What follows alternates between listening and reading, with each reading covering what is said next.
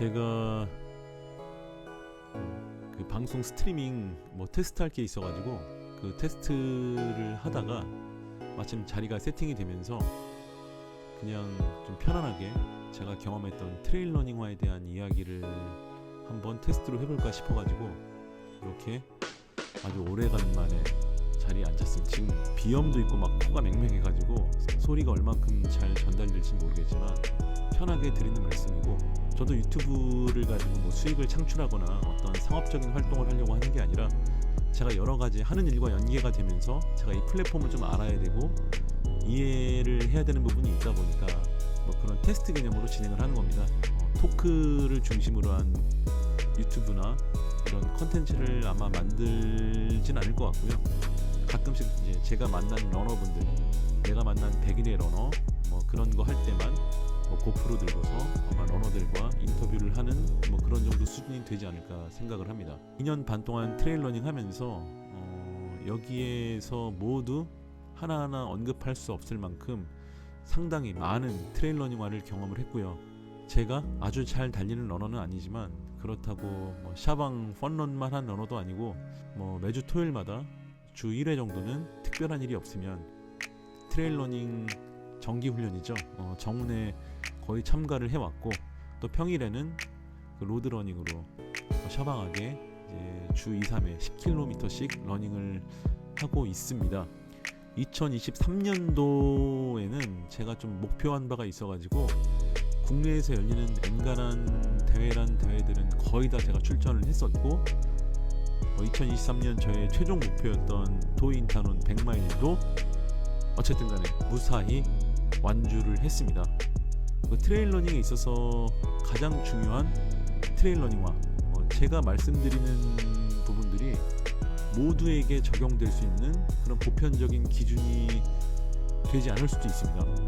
트레일 러닝화 선택에 있어서 그 시행착오를 줄여줄 수 있는 여러 가지 방법 중에 하나가 될 수는, 그래서 제가 생각하는 트레일 러닝 입문자, 그 초급자의 선택의 기준, 첫 번째는 트레일 러닝화를 가끔씩 여러 가지 기준으로 구분을 하는 경우가 있는데, 트레일 러닝화를 지형의 특성에 따라서 흙길, 암릉길, 급경사냐, 둘레길이냐 이런 기준으로 분류하는 경우도 있고요. 또 초급자, 중급자, 선수용 이렇게 러너들의 숙련도에 따라서 구분하는 그런 기준도 있고, 평소에 훈련용, 대회용 이렇게 트레일 러닝화의 활용 용도에 따라서 구분하는 기준들이 있는데, 굳이 이 기준에 매몰되지 않을 것, 굳이 이 기준에 매몰될 필요가 있을 것인가. 물론 코스별로 난이도에 따라서 차이는 있지만 고도가 높은 산에도 또 고도가 낮은 둘레길에도 모두 업다운 코스가 있고요. 또 마냥 흙길로만, 마냥 암릉으로만 된 그런 바위길, 트레일 러닝 자체가 변화무쌍한 예측 불가한 산악 지형을 달리는 운동이라서 그냥 트레일 러닝화는 다양한 트레일 코스들이 존재하는, 혼재하는 주로를 달리기 위해 만들어진 신발이기 때문에 굳이 트레일 러닝화를 세부적인 어떤 분류 기준을 가지고 구분하는 것이 의미가 있을 것인가. 좋은 트레일 러닝화는 어디 가서든 좋은 기능을 발휘합니다. 그리고 좋지 않은 트레일 러닝화는 둘레길이 됐건 아니면 아주 샤방한 그런 코스가 됐던 간에 어느 쉬운 코스에서도 성능을 발휘하지 못하고 발에 무리를 주게 됩니다. 저 같은 경우는 흑산의 비중이 아주 높았던 거제 선자산이나 동두천 왕방산 이런 코스도 최소 제가 2-3번은 달려봤고, 지난 12월에 달렸던 도이인터논 100마일 같은 경우는 거의 모든 어필이 급경사나 흙길 이런 어필이었는데, 지형적 특성에 맞는 트레일 러닝화를 제가 선택한 게 아니라 그냥 제 발에 가장 편한, 믿을 수 있는 그런 트레일 러닝화를 선택을 했고, 그 트레일 러닝화로 이런 여러 코스들을 모두 경험을 했습니다. 가끔씩 그 트레일 러닝화 리뷰나 이런 걸 보면은 이건 둘레길용 이렇게 평가하는 경우가 있는데, 저한테는 이건 둘레길용 이런 표현에 대한 본질은 내 발을 전적으로 믿고 맡길 수는 없고 그냥저냥 신을만 하다, 저는 그렇게 받아들여지거든요. 트레일 러닝화 선택 두 번째 기준은 그 앞전에 말씀드렸던 것과 같은 맥락에서 남들이 가장 많이 신고 많이 구매하는 트레일러닝화를 구매의 우선순위로 선정을 하라. 대중적으로 잘 알려지지 않거나 구매하지 않은 제품들을 마치 흙 속에 숨은 진주 발견하듯이 격찬하는 그런 리뷰가 있습니다. 미즈노 웨이브 다이치 7이 그런 모델이었고, 다만 저는 실제로 미즈노 웨이브 다이치 7 이 모델을 저의 첫 100km 트레일러닝 대회였던 서울 100에서 그 햄스트링의 부상을 가진 채로도 가장 힘들었던 마지막 50km 구간을 이 신발로 증명을 했었습니다. 그런데 제가 그 이후의 대회에서 미즈노 웨이브 다이치 7을 신고 달린 적이 없습니다. 그 러닝이나 트레일러닝 처음 입문하다 보면은 그닥 오래 신을 것 같지도 않고 가볍고 얇은 천조가리 같은 아주 가벼운 느낌의 이 신발들이 생각 외로 높은 가격대로 책정되어 있다는 점에서 놀라기도 하고, 트레일러닝 하기 전에 약간 간을 본다는 시점에서 가성비가 좋은 초급자용 이런 개념으로 구매의 수준을 조금 낮추고 뭔가 이제 기능보다도 디자인적인 요소에 신경을 쓰게 되면서 이런 여러 가지 상황들 속에서 이제 메이저 브랜드가 아닌 변방의 브랜드 혹은 메이저 브랜드 중에서도 하위의 모델 이런 제품들을 구매하는 경우가 있습니다. 그런데 남들이 찾지 않거나 남들이 구매하지 않는 데에는 그 이유가 있습니다. 인기 있는 대중적인 모델의 파격 할인이나 이런 경우를 제외하고는 절대 가성비라는 프레임에 현혹되지 말고, 설사 내가 이 운동을 앞으로 하지 않게 되더라도 첫 신발은 남들이 가장 많이 구매하고 남들에게 가장 좋은 평가를 받는 대중적인 주력 모델을 구매하시는 게 가장 좋습니다. 트레일러닝화는 발 건강과 직결된 트레일러닝에 있어서 가장 중요한 요소이기 때문에 반드시 내가 한두 번 트레일러닝을 한다 하더라도 가장 좋은 트레일러닝화를 신고 경험하실 것을 저는 추천합니다. 세 번째는 직접 신어보고 오래 경험해야 한다. 사람마다 발 사이즈도 다르고 족형도 다르고 발등의 높이도 다르기 때문에 아무리 인기 있고 대중적인 그런 모델이더라도 착화부터 불편감을 주는 신발이 있습니다. 이런 신발은 무조건 피하셔야 합니다.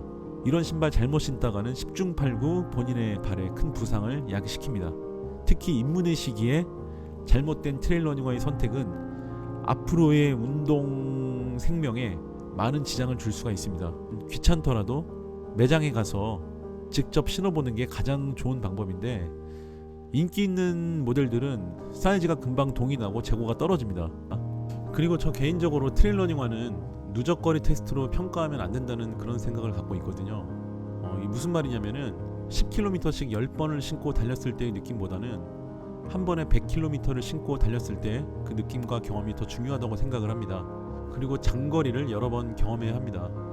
본인이 만약에 물론 10에서 한 30km 정도의 수준에서 달린다면은 상관이 없을 수도 있겠지만, 이 트레일러닝의 본질이 험난한 장거리 산악 지형을 완주하는데 더 큰 가치를 두고 있기 때문에 트레일러닝 입문 후에 어느 정도의 시점부터는 분명히 50km, 70km, 100km, 더 나아가서는 100마일 이런 장거리에 대한 도전 욕구가 밀려오거든요.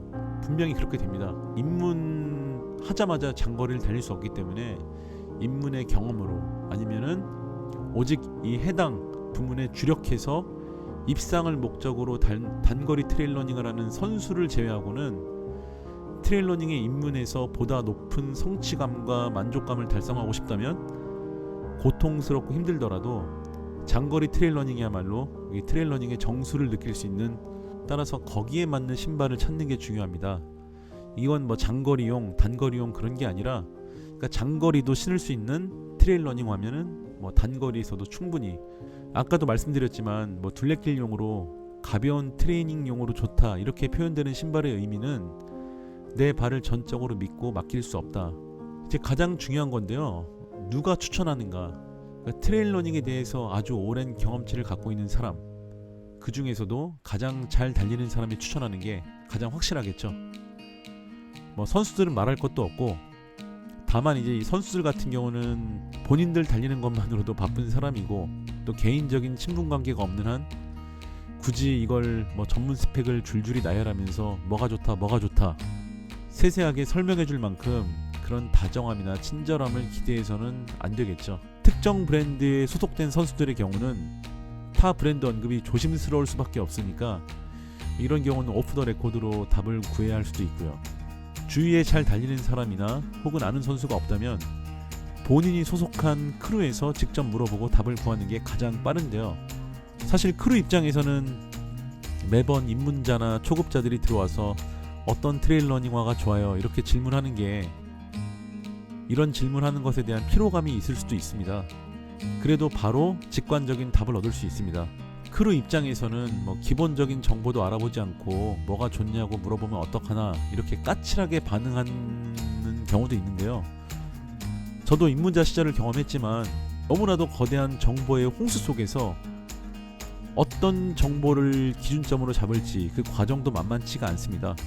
다만 저 역시도 아주 월등한 실력을 가진 그런 러너는 아니라서 저의 조언이 혹여라도 선무당이 사람을 잡는 조언이 될 수도 있기 때문에 특정 브랜드를 놓고 뭐가 좋다 이런 경우보다는 가장 많이 이야기하는 건 남들이 가장 많이 신는 거 거기부터 구매의 시작점을 잡으라 이렇게 이야기합니다. 예전에는 뭐 이런 경우도 있었죠. 안 팔리는 브랜드 또 안 팔리는 제품들을 그러니까 대중적으로 검증이 제대로 되지 않은 그런 제품들을 인플루언서나 리뷰어한테 협찬을 하면서 약간의 허위 과장 광고를 하는 경우가 많아서 오히려 저 같은 경우는 그 당시에는 인플루언서들이 착용하는 신발이나 의류들을 피해서 구매를 했었거든요. 그러니까 패션이나 이런 영역들은 몰라도 아웃도어 기능성 제품에 대해서만큼은 인플루언서들의 어떤 현란한 착장샷에 대해서 현혹되지 않으려고 했었고 저만큼도 운동을 안 하는데 그 사람들이 이야기하는 어떤 아웃도어 의류나 신발에 대한 기능을 제가 어떻게 믿겠습니까? 그래도 요즘은 그 잘 팔리고 있는 뭐 여러 가지 인기 브랜드도 뭐 전문 리뷰어나 인플루언서들에 대한 협찬 광고도 많이 하다 보니까 뭐 크로스 체크 차원에서 이런 분들 정보 참조하면 좋긴 하지만 다만 이제 내돈내산이 아니라 어떤 대가성 정보가 되는 그런 점도 여러분들 고려하셔야 할 것 같습니다. 가장 좋은 건 잘 달리는 사람이 추천하는 신발이 실패의 확률을 줄여준다.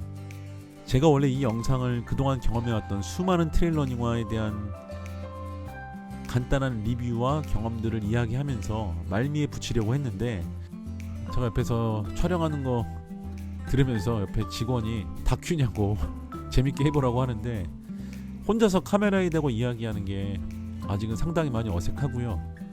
그래서 제가 다음번에는 한번 실시간 스트리밍으로 그냥 Q&A 방식으로 대화하듯이 좀 그런 한번 방송을 테스트로 해보고 싶고요. 땔감 천국 코스요 도인터는 100마일과 관련해서 몇 분이 스트리밍하면서 함께할지 모르겠지만 좀 편하게 한번 제가 방송을 해보는 컨셉으로 한번 진행해볼까 합니다. 뭐 선수들에게는 하나의 거쳐가는 관문이 될 수도 있겠지만 저 같은 취미로 트레일 러닝을 즐기는 인스타 위주의 양민 러너에게는 일생일대의 아주 가장 큰 도전이었고 분명히 저와 같은 일반 트레일 러너지만 나도 언젠가는 100마일을 한번 달려보고 싶다 이런 생각을 가지신 분께는 그분의 인사이트와 저의 인사이트가 상당 부분 많이 어떤 공감대가 형성될 것 같거든요. 그런 분들과 함께 저희 도인터는 100마일 완주에 대한 이야기들을 한번 나누어 보는 시간을 갖도록 하겠습니다. 감사합니다.